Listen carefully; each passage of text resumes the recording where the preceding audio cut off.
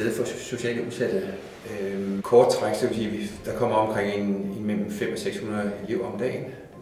Vi har forskellige slags værkstedsaktiviteter. Vi har et autoværksted, vi har et træværksted, cykelværksted, vi har og andre værksteder.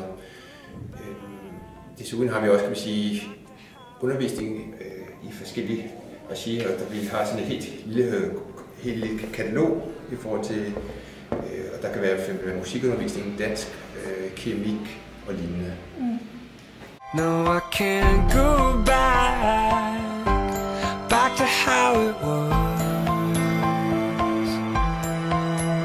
Created for. Dels så kan vi tilbyde de hjemløse i stedet at komme, møde andre mennesker, sådan så man ligesom ikke er isoleret. Mange gange så vil en person, der er hjemløs, ligesom opleve, at måske den hverdag, personen før har haft og mulighed for at invitere venner hjem, den bliver brudt, fordi man ligesom står uden hjem. Desuden så har vi en gruppe socialrådgiver ansat på stedet, som også kan tilbyde at tale omkring eksempel problematikker med gæld, problematikker med psykisk sygdom og videre henvises til andre steder, hvor de kan få hjælp. Leaf over misery.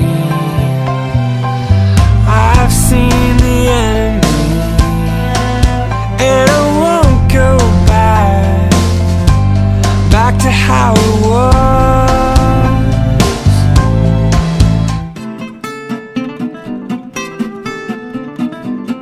Jeg har nu blandt andet, mit arbejde er dels på vores møbeldepot.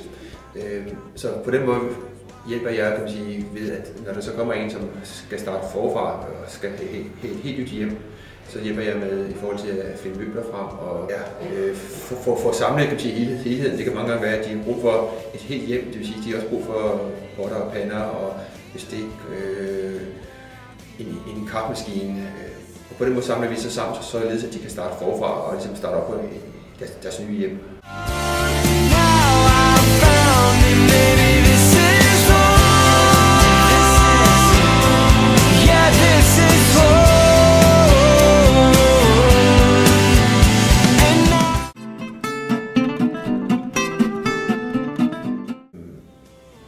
Vi kan forestille os en person, som er midt i 40'erne, har haft egen virksomhed, og det har måske gået godt, men så lige pludselig sker der en finanskrise, som så gør, at virksomheden går på kurs. Personen har måske lånt lidt mange penge i forhold til at skulle have det hus, personen har, og må så sælge huset, og har ikke penge til, eller også vælger personen måske at sige, jamen nu melder jeg mig helt ud af samfundet.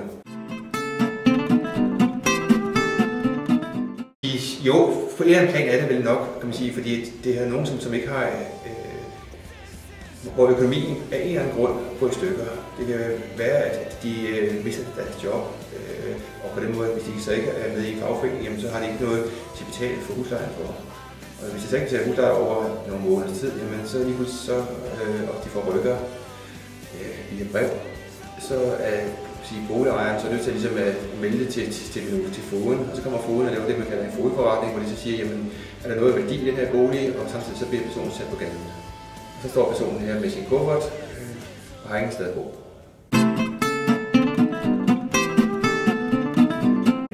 Jeg synes, at der er mange ting, man kan gøre som en borger her i vores samfund her. Dels så kan man sige, jamen, man kan jo stoppe op og snakke med nogen, der man møder på gaden, som måske beder om nogle mønter. Det er ikke altid, det er klogt at give dem nogle mønter. Nogle de misbruger de bruger de penge til at drikke, men man kan jo vise sin medmenneskelighed ved at starte op og stoppe op og snakke med personen og sige. Ja, det vil jeg sige, at vi gør, fordi at Kofoeds Skole er har sin selvstændige finanslov, paragraf-agtige ting, men hvor vi så får nu et ret stort beløb om året for drift af Kofoeds Skole. Ja. Fordi vi ligesom,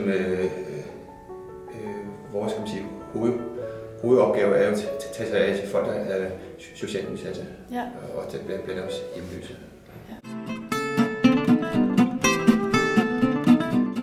Jeg kan da høre, at der var meget fokus på hjemløshed i medierne, og der har man gennem også at politikere, som kommer ind med deres bud på, hvad der skal gøres.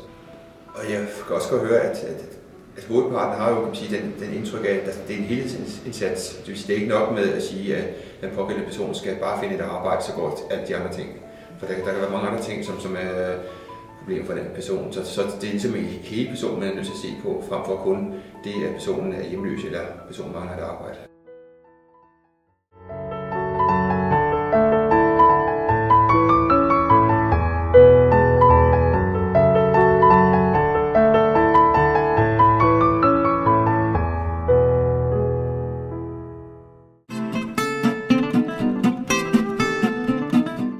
Hvis man nu tænker sig selv i samme situation,